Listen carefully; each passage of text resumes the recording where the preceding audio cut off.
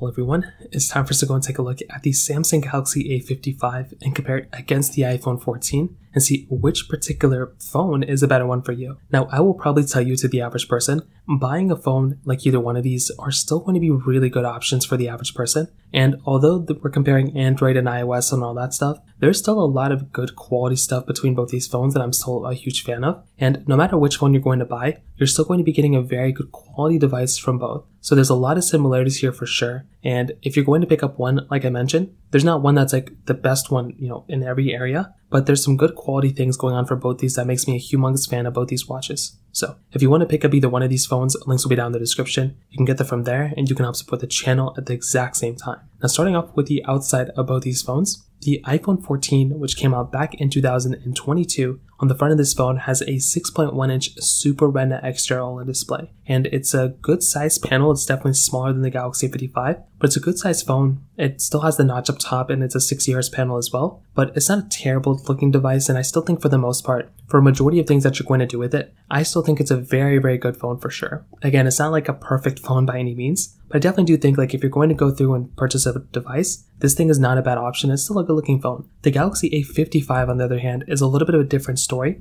This particular phone, a much bigger size phone. This one's giving you a 6.6-inch Super AMOLED display. So this is 1080p and it's 120Hz as well. So this is slightly different. So this phone, it's 120Hz, which is nice. It's a whole bunch display as well. And it is definitely, in my personal opinion, probably the better phone in almost every single way, at least on the panel side, than the iPhone 14.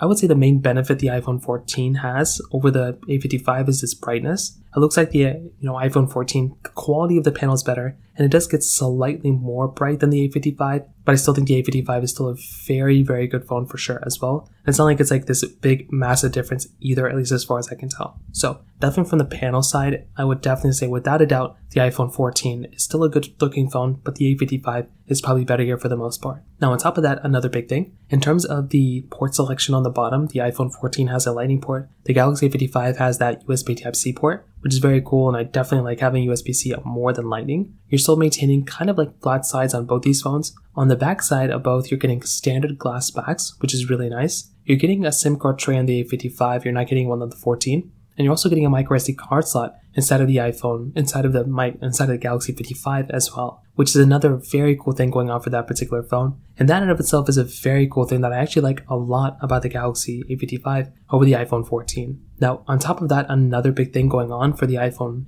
14 and the Galaxy A55 is that they have wireless charging, IP certification. The A55 is also giving you a glass back now on an A series phone, which is actually pretty surprising. So it's always really nice to see that kind of stuff on these types of phones. But beyond that, I will say between both, still lots of good stuff. I still like both these phones a lot. And I don't know if there's like one that's the best one on the outside in every angle, but I would probably say that the iPhone 14 is a more premium feeling device. But the Galaxy 55 does have a really nice display with the 120Hz panel as well. So from that side, that kind of covers it up there. Another big thing to keep in mind here too is that both these phones are, for better or for worse, for like around the same price in the brand new market. The Galaxy 55 is slightly cheaper on Amazon than the iPhone 14 is. So that might be one big thing to keep in mind, that if you're wanting a different type of phone, the iPhone 14 with it being a cheaper, older one might be better than the Galaxy 55. So take that as you will as well, but that's kind of like another slight thing to kind of keep in mind here too. Now, in terms of the camera side of things, this is also another slight difference here as well. So when it comes down to the cameras, the iPhone 14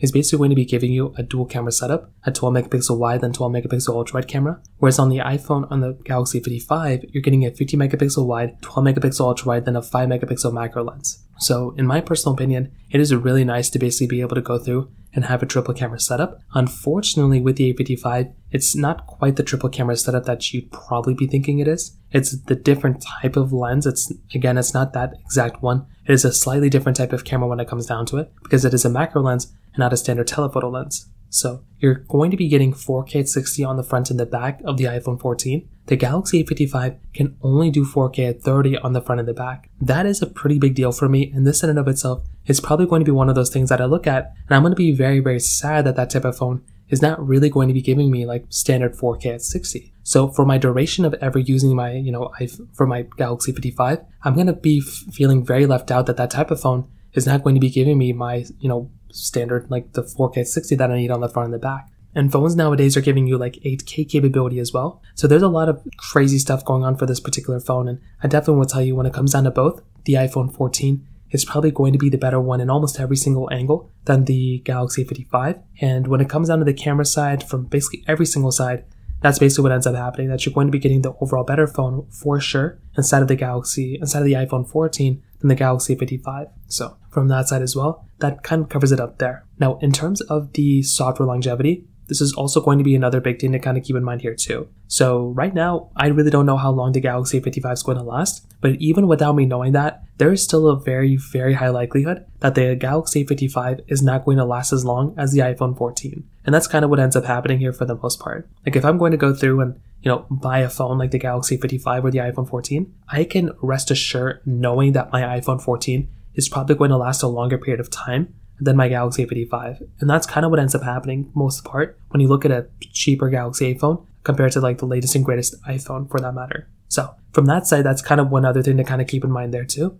Again, not the biggest deal in the world, but it is one of those other minor things to kind of keep in mind there. In terms of the performance, kind of rounding it out, the iPhone 14 was giving you that Apple A15 body chip inside of it with 6GB of RAM, where the Galaxy A55 is giving you that Exynos 1480 chipset inside with 6, 8, or 12GB of RAM. And the thing I would definitely tell you about the performance side of both these phones is that in my personal opinion, as you probably would expect, the Galaxy 55 is probably going to be giving you it's going to be giving you a slower type of performance in my personal opinion than the iPhone 14. The 14, as far as I can tell, is probably going to be giving you the overall better type of performance, and that's kind of what ends up happening with these types of phones. And that's something I actually like a lot about the Galaxy 55, is that it is a cheaper phone that's going to be giving you very good quality, but I will probably tell you if I'm going to go and pick up one of these devices, it's probably going to be the iPhone 14 from a performance side. That type of device is going to be giving you overall better quality and overall better capability, and that's the type of thing that I typically see with these types of phones. So it's something I like a lot. Like if I'm going through and purchasing a phone,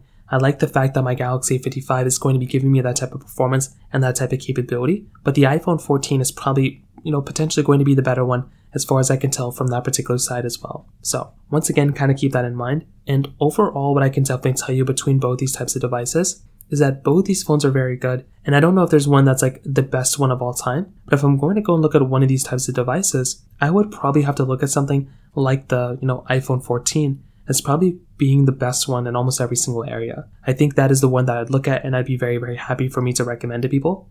I look at something like the Galaxy A55, and this is a very good phone, and for the price tag, it's also a very good phone. And I don't know if this would be the phone that I'd look at and I'd be like, okay, like you have to go ahead and buy it, or I think it's a good phone without a doubt. But I would look at something like the iPhone 14 as probably being the better, consistent one that I could probably recommend the average person to go ahead and buy. So from that side, that kind of covers it up there as well. If you have any other thoughts or questions, let me know in the comment section below. Hit the like button, that would mean so much, but definitely hit that subscribe button. More importantly than everything else, I love every single one of you guys. Hopefully I'll catch you guys in the next video. Peace out till then.